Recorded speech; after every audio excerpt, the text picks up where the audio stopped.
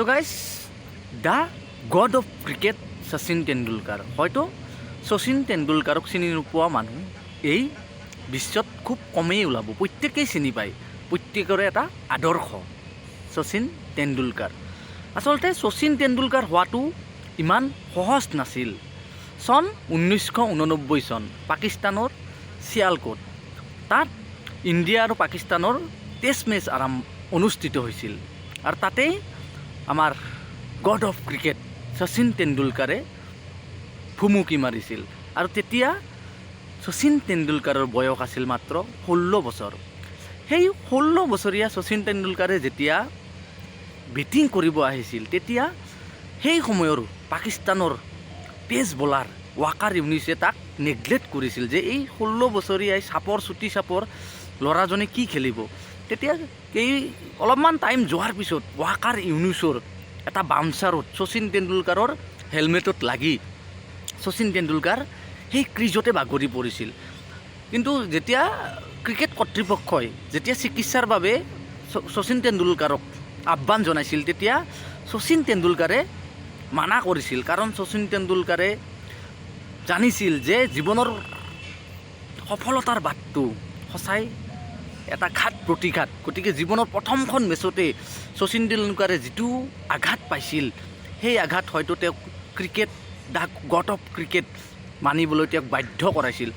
তেওঁ বহুবাৰ জিৰ'ত আউট গৈছিল। সেই 22 গজ ক্ৰিকেট সেই পিছখনত তেওঁ যিখিনি সংগ্ৰাম কৰিছিল, সেই সংগ্ৰামখিনি সেই প্ৰথম দিনটোতে তেওঁ ভাবি লৈছিল। যিদিনা ৱাকাৰ ইউনিছে তেওঁক আঘাত কৰিছিল, সেই আঘাতপ্ৰাপ্ত শচীন তেণ্ডুলকাৰে সেই প্ৰথম দিনাই 57 ৰান কৰি নট আউট আছিল। আৰু সেয়াই আৰম্ভণি আছিল শচীন তেণ্ডুলকাৰৰ সফলতাৰ এক জীয়া কাহিনী। আৰু সেই সময়ৰ তেওঁ যিবিলাক বলাৰৰ তেওঁ ফেচ কৰিবলগীয়া হৈছিল, সেই বলাৰসমূহ আছিল ব্ৰেডলি, ছেন ৱাৰ্ণ, পাকিস্তানৰ পেচ বলাৰ শ্বইব আখতাৰ।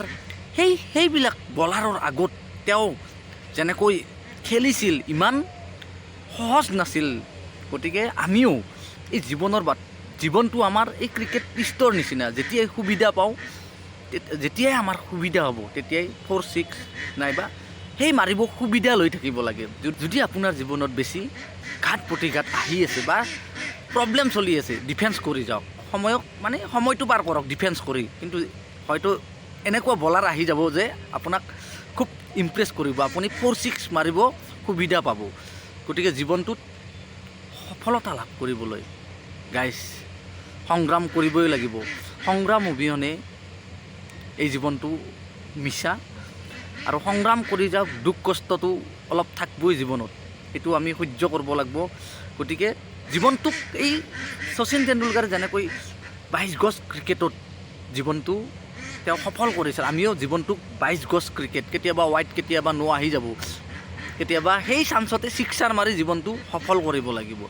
চ' ধন্যবাদ, থেংক ইউ।